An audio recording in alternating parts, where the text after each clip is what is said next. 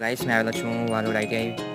તો હોલી કેટલા આવેલો છું એમ તો પહેલાં 3 વર્ષ મેં આઈટીઆઈ પતાવ્યું અહીંયા. બહુ એન્જોય કર્યું, બહુ જ મજા આવી.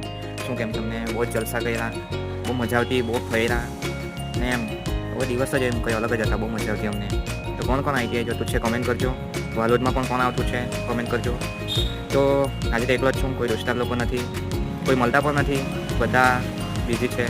કેમ કે લાઈફ જ એવી છે કે ભણવાનું પતી જાય, સ્ટડી બધી પતી જાય પછી બધા જ બિઝી થઈ જાય પોતપોતાની લાઈફમાં. હું પણ બિઝી છું, પણ આજે આવેલો છું, એટલું જ છે કામ છું, આવેલો છું.